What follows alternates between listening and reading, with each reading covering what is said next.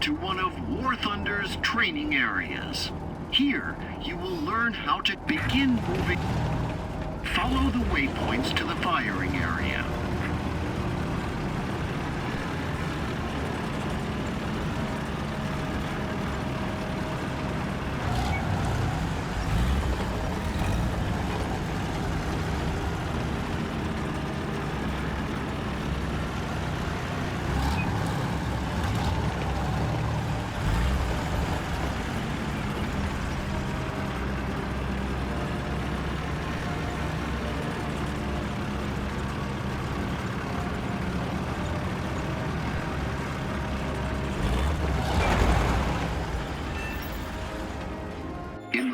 Right corner, you can see a mini-map which shows your tank as an arrow. It also shows the position of your enemies and allies as icons. Your opponent this time, a training target, is the red icon on the map. Your ally, you can see several markers on the screen. The cursor, which the turret of your tank follows, the marker indicating the direction of the tank cannon, and the crosshairs that shows where the tank shell will hit.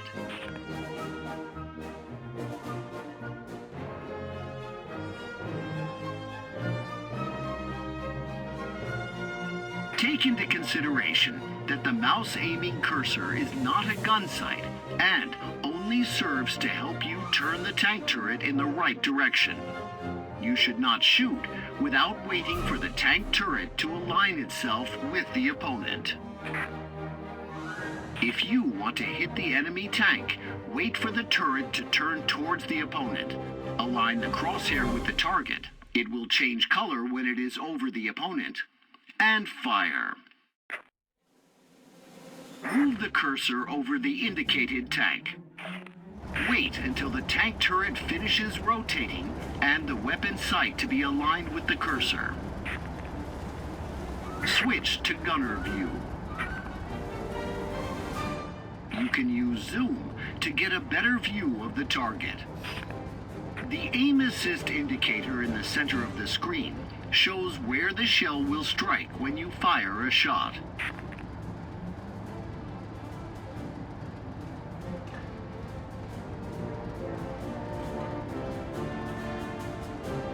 It turns red if the current shell cannot pierce the armor, yellow if it is possible to pierce, and green if your shell can easily pierce the armor.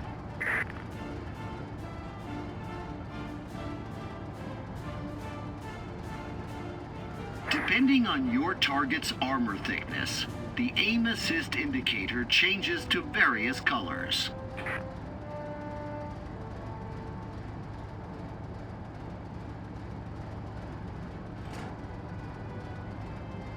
One of the best ways to destroy a tank is to put its crew out of action. Move the reticule over the central area of the tank. Now, fire at the fighting compartment on the tank. It serves him right. When a shell penetrates armor, the X-ray window appears in the top right corner. This shows which parts of the tank and which crew members took damage. The enemy tank is considered destroyed if it has no crew members remaining inside.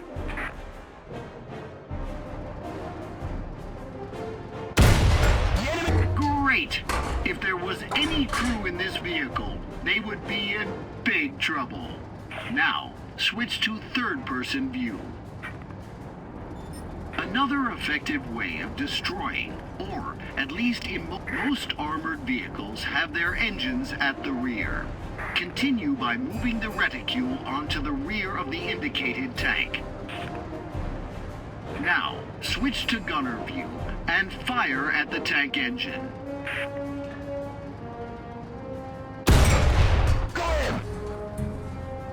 If the engine, ammo rack, or fuel tanks inside the tank are damaged, this may cause an explosion or start a fire. Good job! Move on to it. Now, you have to complete a real combat assignment. Capture and hold a strategic point. You can see a marker above the capture point. If the marker is white, this means that the point is currently neutral. Move to the capture zone.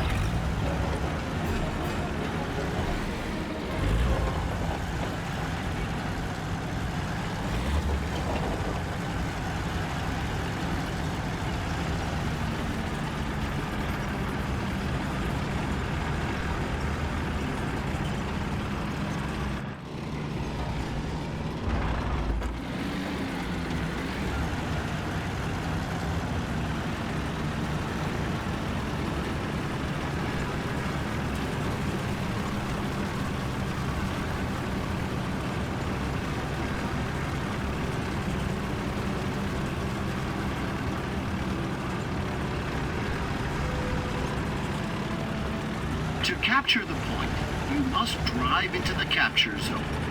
The border of the capture zone is delineated by a white line circle or square on the ground.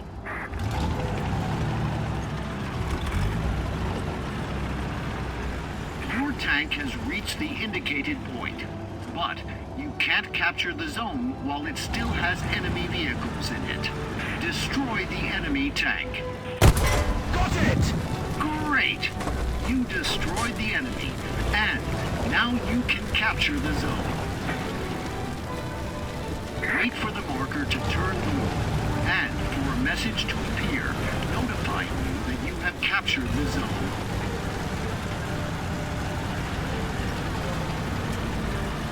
The capture zone's marker has turned blue. That means the zone now belongs to your team. If the enemy team had captured the zone, the marker would have turned red.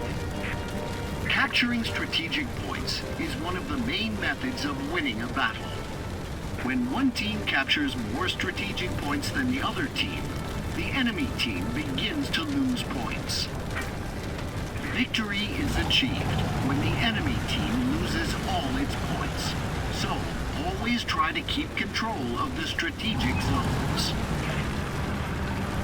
Great job! You won! Now you're a true tanker!